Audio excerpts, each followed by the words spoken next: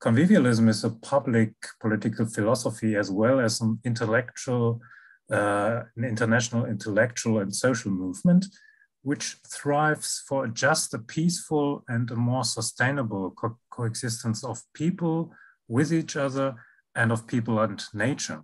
In a nutshell, you could say it's the art of cooperating and opposing each other without killing each other. And that is, as we know since last week, since we witnessed the war against the Ukraine, this is still very topical. What we can observe is that thousands of civic organizations, social movements, initiatives, and networks currently try to reinvent social and economic relations, politics, and culture, and they try to make another world possible and tangible. But often they do not know each other, they work separately. And convivialism offers a new common philosophy of living together.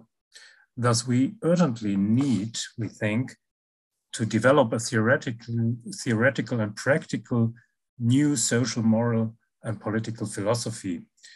A political philosophy which is able to expose the values likely to be shared by all people and movements that are convinced that democracy and ecological survival cannot rely any longer on the idea of infinite economic growth. So we have to oppose the global hegemony of finance capitalism and have to look for various forms of prosperity without growth. And this idea was firstly sketched in the first Convivialist Manifesto, which appeared in 2013. It was written and endorsed by around 100 well-known French-speaking intellectuals and academics, and was then adopted by many activists and civic organizations in France. Spiritus rector of the convivialist movement is the French sociologist Alain Caillé, who is also the co-editor of the volume Convivial Futures. Convivialism is a relational philosophical approach and is based on 5 principles and 1 overarching imperative to guide the reconstruction of societies. In the second Convivialist Manifesto, which appeared in 2020, these principles are presented, and this manifesto was signed by almost 300 academics from 33 countries. It's a nascent convivialist international, you could say. So the first principle is the principle of common naturalness, which affirms that we are not masters and possessors of nature, but we share a common destiny with nature. It is the heart of ecological thinking. The second one is a principle of common humanity that affirms human dignity and condemns all discrimination of, for example, sex, skin color, belief, or religion. The third one is a principle of common sociality, which affirms that the wealth for humans is first and foremost their social relationships. And the principle, the fourth one, of legitimate individuation states that the primary motivation of humans is to be recognized as individuals. The principle of creative opposition enables conflicts to be encapsulated, to be kept within limits. And these 5 principles must be tempered and balanced by each other in line with the categorical imperative, you could say, to fight against hubris, against the desire to omnipotence. Hubris lies at the roots of many of our current problems.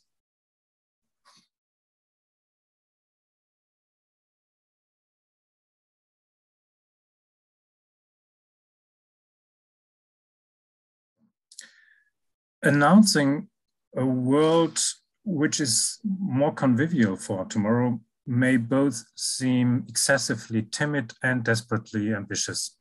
It is excessively timid compared to what yesterday's secular religions, such as socialism, communism, or liberal modernization, promised us.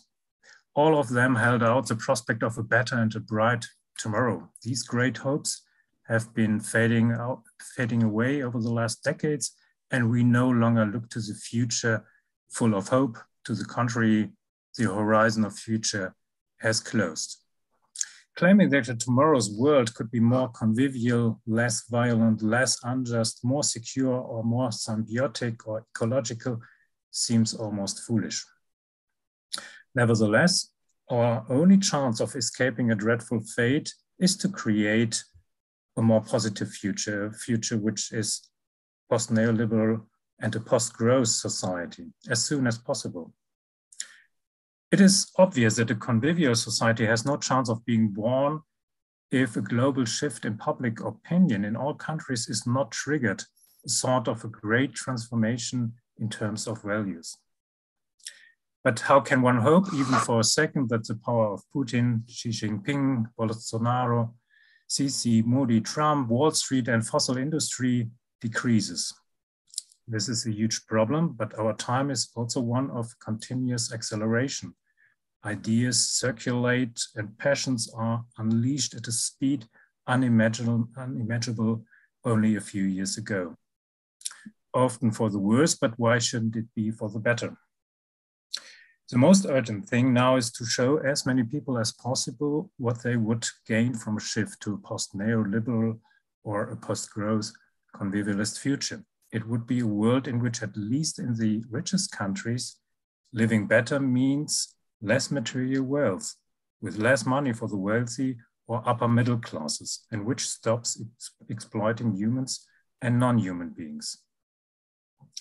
The volume Convivial Futures brings together contributions that address this question and attempt to create sketches of a convivial future. The primary objective is to collect accounts of another future world, which is attractive for many different people. To be more concrete, new forms of cooperation that overcome destructive competition are needed. For example, we have a chapter on feminism, which shows that care work is still devalued, which has to be overcome. There are some chapters discussing alternative concepts of economy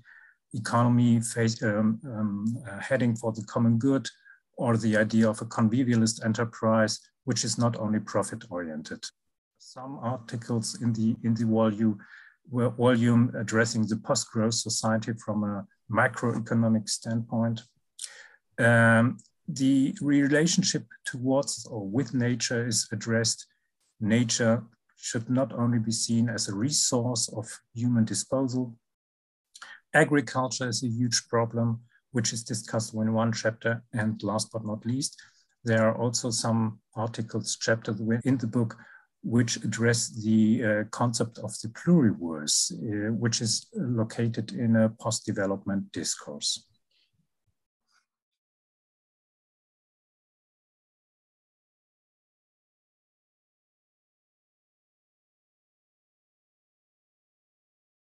What is pretty clear is that some questions belong together, have to be discussed together. For example, the ecological question, the question of social inequalities, of democratic representation, and a post-colonial critique of Western universalism.